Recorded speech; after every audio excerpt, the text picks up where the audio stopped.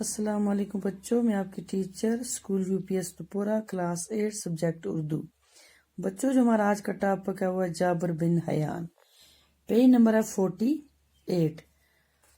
چلو بچوں پڑھتے ہیں جابر بن حیان کون تھا۔ آج سے کوئی سینکڑوں سال پہلے 818 عیسوی کے آس پاس کوفے میں ایک عطار رہا کرتا تھا۔ عطار ہو گیا عطر بیچنے والا۔ اس عطار کا نام حیان تھا۔ عطاری سے مشکل سے اس کی گزر بسر ہوتی تھی۔ اس کے ہاں ایک بیٹا ہوا جس کا نام جابر رکھا گیا۔ جابر کون تھا؟ یہ ایک عطار کا بیٹا تھا۔ حیان کو فکر لاحق ہوئی کہ اب کیا ہوگا، روزی روٹی کا مسئلہ کیسے حل ہوگا۔ پیسہ کمانے کے لالچ میں چھوٹے بڑے جرائم میں ملوث ہو گیا۔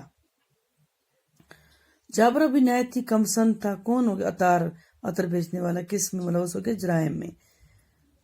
جابر ابھی نہایت ہی کم سن تھا، چھوٹا تھا کہ باپ کا سایہ سر سے اٹھ گیا۔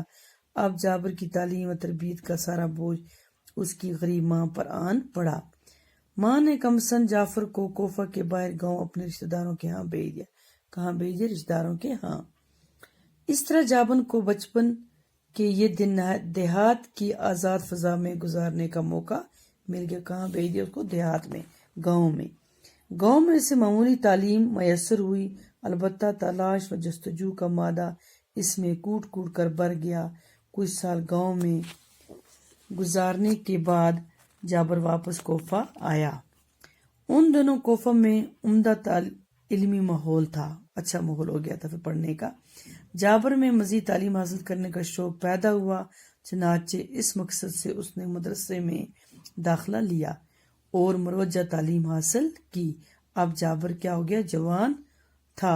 اس نے ماں کی غربت دیکھی نہ گئی، چنانچہ اس پر سونا بنانے کی دھن سوار ہو گئی اور اس نے مختلف قسم کی دوائیوں کی خاصیتیں معلوم کرنا شروع کی۔ بچے اس کا اتنی کافی آج۔ اس کہانی کو پھر سے پڑھنا اچھی طرح۔ اللہ حافظ۔